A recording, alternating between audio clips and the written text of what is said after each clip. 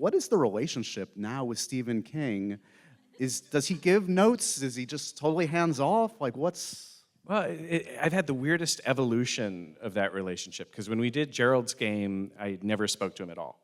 He keeps it at a distance. He has a lot of approvals that he exercises. Like, Steve approves everything, every cast member, kind of every big decision you submit to him, and he approves it.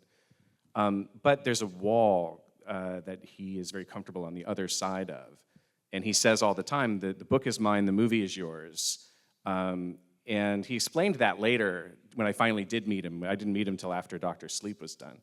And we brought the movie to Bangor and screened it for him.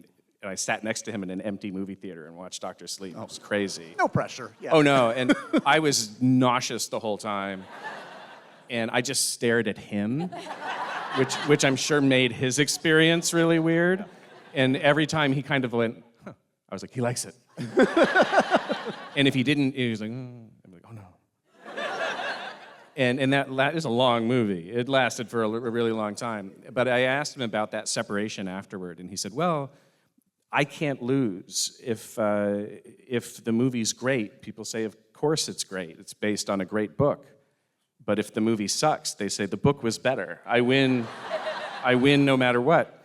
And these days, it was with Gerald's Game, when the movie was over, he sent me an email.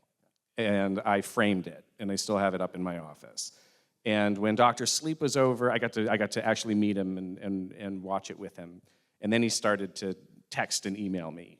And then with Life of Chuck, they had said, hey, would Steve come out to Toronto and be there? And I said, no way. There's no way. He doesn't do that. And then he reached out the week of the screening and said, I really want to come be in the theater. I really love this movie, and I want to be there for it. And so he showed up, and I asked him when he got there when the last time he'd come to a premiere was, and he said it was The Green Mile in 1999. So it was 25 years. Yeah,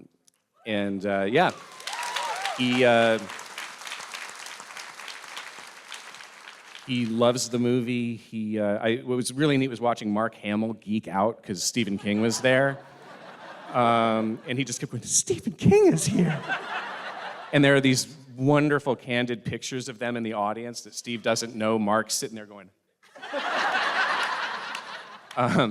The festival didn't know he was going to be there either. And so I got to introduce the movie. And I got to say, and I'm delighted to tell you all, Stephen King is in the audience, and he stood up with his can of Diet Pepsi and he waved, and the place got to its feet. And he got a standing ovation before the movie, and I've never seen anything like that. Unbelievable.